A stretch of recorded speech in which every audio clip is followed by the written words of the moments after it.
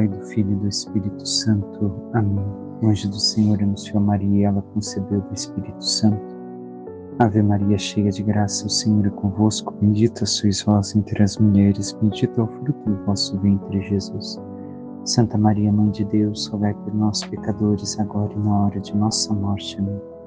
Eis aqui a serva do Senhor, faça-se em mim segundo a vossa palavra. Ave Maria, cheia de graça, o Senhor é convosco. Bendita sois vós entre as mulheres, bendito é o fruto do vosso ventre, Jesus. Santa Maria, Mãe de Deus, rogai por nós, pecadores, agora e na hora de nossa morte. Amém. E o Verbo divino se fez carne e habitou entre nós. Ave Maria, cheia de graça, o Senhor é convosco. Bendita sois vós entre as mulheres, bendito é o fruto do vosso ventre, Jesus. Santa Maria, Mãe de Deus, rogai por nós, pecadores, agora e na hora de nossa morte. Amém. Rogai por nós, Santa Mãe de Deus, para que sejamos dignos das promessas de Cristo. Oremos, infundi, Senhor, em nossas almas a vossa graça, como vos pedimos, para que nós, com a anunciação do anjo, venhamos a saber o mistério de vossa encarnação, deixando morte de cruz, chegamos um dia, glória eterna dos céus, pelo mesmo Cristo, Senhor nosso. Amém.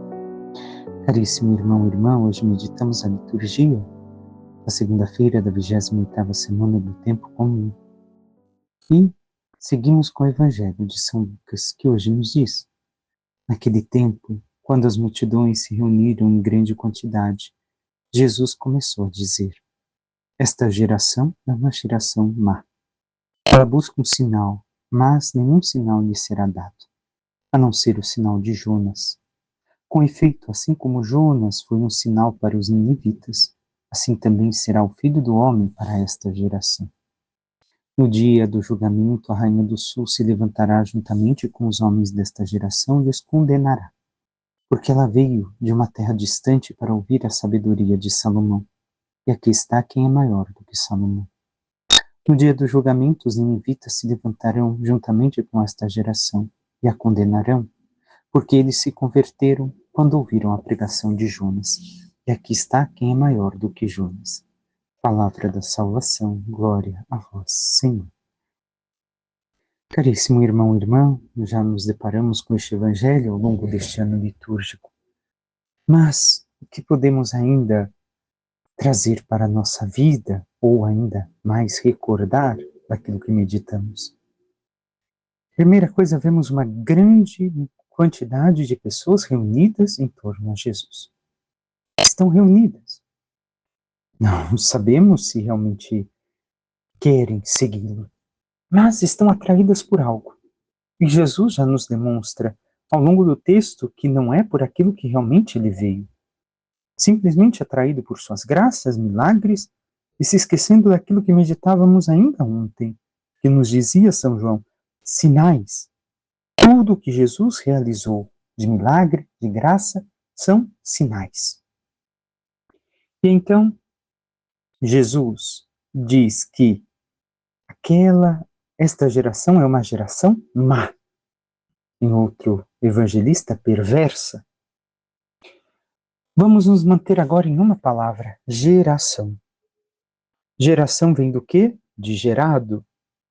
E gerado, quem é gerado é semelhante ao genitor, aquele que o gera. Então, Jesus aqui nos coloca justamente um questionamento com a palavra geração. Não é somente geração enquanto um ciclo de vida, as pessoas que nasceram naquele ano, naquela década. Não. Mas enquanto a quem nos gera, quem nos gerou, nós podemos realmente dizer que nos assemelhamos a Deus enquanto nosso genitor, enquanto aquele que nos gera e nos dá a vida? Ou nós nos assemelhamos àquele que Jesus tantas vezes diz: diabo? Depende da vida que levamos, depende das escolhas que fazemos. Se escolhemos fazer o bem segundo a vontade de Deus, se escolhemos viver os mandamentos, os ensinamentos, ter uma vida de intimidade com o Senhor, ou não. Caso contrário, nós também somos geração má. O nosso genitor não é Deus, por causa das escolhas que fazemos, da vida que levamos. Quais têm sido os nossos esforços? Como ainda ontem meditávamos, em sermos obedientes a Deus, em fazer tudo o que Ele nos diz? Ou sermos contrários a isso e tentarmos somente viver aquilo que nós achamos melhor? Se é assim, não somos igual ao nosso genitor, ou a quem dizemos ser o nosso genitor, Deus. E continua Jesus, ela busca um sinal, nenhum sinal será dado a não ser o de Jonas. Por quê?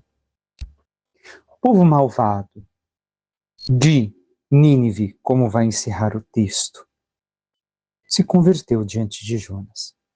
Aquilo que Jesus está realizando, todas as obras, inclusive nas nossas vidas, são sinais para que nós nos convertamos a Ele, para que nós mudemos de vida. E isso muitas vezes sabemos, mas não compreendemos. Exemplo, nós pedimos uma cura e Deus nos concede.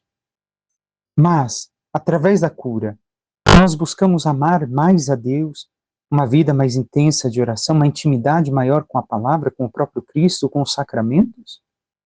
Ou mantivemos o mesmo ritmo, nada mudou? Mantivemos uma vida inconsistente, infiel à vontade de Deus? Se é assim, nós estamos como o povo da geração do tempo de Jesus. Estamos tendo os sinais, porém os sinais não estão servindo de nada. As graças não estão servindo de nada, porque elas não são importantes em si mesmas, mas se tornam importantes à medida que nos abrem a ação de Deus em nós. E como tem sido tudo isso que alcançamos de Deus? Até mesmo por intercessão de Maria e dos santos? Ainda ontem falávamos de Nossa Senhora Aparecida, os milagres que também são sinais. Tem mudado a nossa vida? E segue Jesus como Jonas foi o sinal para ninivitas, o Filho do Homem, ou é para esta geração, não só daquele tempo, mas para a nossa. E qual o sinal? Jonas anunciou as palavras de Deus, Jesus também, sendo Deus, anuncia as palavras da Santíssima Trindade. Nos dá tudo aquilo que é necessário para que saibamos e reconheçamos os nossos erros e mudemos a nossa vida. E logo em seguida, Jesus primeiro coloca a rainha do sul, a rainha da Etiópia, que vai até Salomão. E, por causa disso, ouvindo a sabedoria de Salomão, ela se converteu. Porém, diante daquele povo está quem é maior do que Salomão. E aquele povo não reconhece, não estão reconhecendo o Messias. E assim também temos sido nós? Ah, mas eu não vi Jesus. Nós o vemos nos sacramentos da igreja, na palavra, nas pessoas que Deus coloca na nossa vida, que são um sinal da sua presença. Nós o vemos.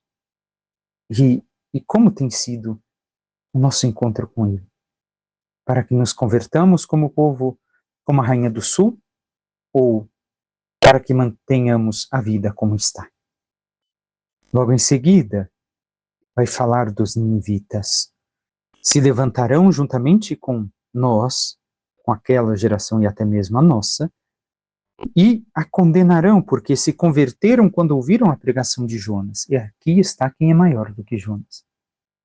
O povo mau, malvado de Nínive, escutou e se converteu, mudou a sua vida, se penitenciou, se arrependeu de seus erros. Mas aqueles do tempo de Jesus não deixam o seu coração se abrir diante do Messias, porque esperavam outro Messias que pudesse dar vantagens a eles, dinheiro, poder, cargos, e assim sucessivamente. E não compreenderam que deviam de ser eles que deveriam de mudar o coração, os pensamentos em relação a Jesus. Assim como nós. Qual Jesus nós temos esperado? O Jesus que nos salva, que nos conduz à vida eterna, um Jesus que nos conceda somente coisas, circunstâncias, situações, cargos e tantas outras coisas que poderíamos dizer. Se somos assim, estamos com aquela geração, somos malvados, não abrimos o nosso coração à conversão, ao próprio Cristo, para que Ele nos transforme. E, mais uma vez, o milagre, as coisas que Deus opera em nossa vida, não devem ser um espetáculo, mas são para a nossa conversão. Aquele povo tinha diante de si o próprio sinal, o próprio Deus, encarnado, como nós temos o próprio Cristo no nosso meio, através, mais uma vez, dos sacramentos, em especial a Eucaristia. Mas não aceitaram, não se satisfizeram com tudo aquilo. O povo de Nínive reconheceu estar errado. E eu e você, reconhecemos? Reconhecemos o nosso erro diante de Jesus e quantas vezes nos fechamos a Ele? Tudo aquilo que Ele nos ensina, o quanto nós somos desobedientes, infiéis, para que assim tenhamos a força e a graça de Deus para nos convertermos, porque se nos achamos bons e não vemos nada de errado em nós, nós nos fechamos à graça como aquele povo se fechou a Cristo. Temos nos aberto a Ele. Salmo 97, 98 nos diz: o Senhor fez conhecer a salvação. O Senhor nos dá a salvação. Ele nos mostra toda a sua ação em nossas vidas, para que nós nos abramos a sua graça e nos convertamos. Mas realmente temos reconhecido aquilo que o Senhor manifesta? Por fim, a primeira leitura de Romanos.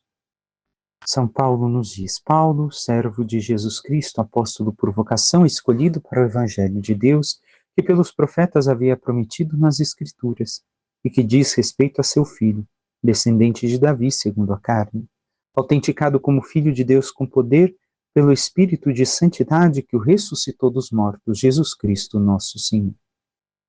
É por ele que recebemos a graça da vocação para o apostolado, a fim de podermos trazer à obediência da fé todos os povos pagãos para a glória de seu nome.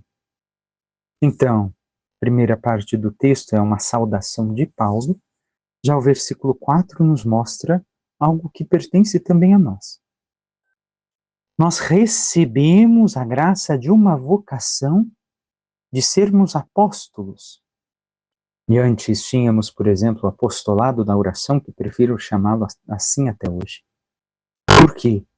Porque o apóstolo é aquele que está com o mestre, assim como o discípulo, mas de uma forma mais profunda, depois manifesta todas as palavras do mestre pela sua intimidade com o mesmo. Então, nós, através deste chamado do Senhor, devemos de trazer todos à obediência da fé, todos os povos pagãos. Não alguns, não aqueles que, e agora eu acho, não, todos. Como ontem meditávamos de Maria, fazer tudo, São Paulo nos diz todos os povos pagãos. Nós somos chamados a mostrar a fé e chamá-los à obediência da mesma, para a glória de Cristo, não para nós. Entre esses povos estáis também vós, chamados a ser discípulos de Jesus Cristo, os romanos. Mas, talvez, nós, se nos reconhecemos enquanto tais, tantas vezes infiéis ao Senhor, tantas vezes mais pagãos do que cristãos. A vós todos que morais em Roma, amados de Deus e santos por vocação, graça e paz da parte de Deus, nosso Pai, e de nosso Senhor Jesus Cristo. Assim vemos esta grande introdução, este grande, esta grande saudação de São Paulo, com um versículo importante de entremeio para nós, através daquilo que vamos meditar ainda nos próximos dias da mesma carta. Que toda graça e paz seja nos dada através de Cristo. Mas somente isso acontecerá se nós nos abrimos a Ele, se nós buscamos ser discípulos, apóstolos fiéis, e temos tempo para estar com o Mestre, de escutá-lo, de meditar suas palavras, sua vida e viver tudo aquilo que Ele nos ensina.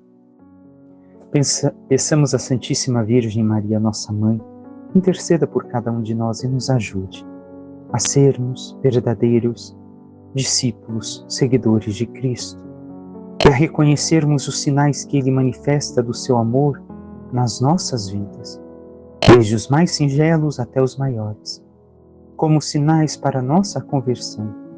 E assim, reconhecendo a sua presença amorosa em nós, nos abramos ao seu Espírito Santo e mudemos a nossa vida, nos conformando à sua vontade, para que, vivendo a santidade, alcancemos um dia a glória dos céus.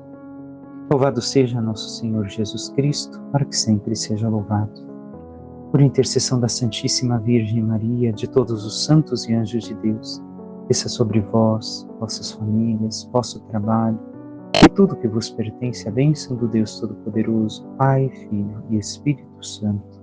Amém. Um santo e abençoado dia a todos.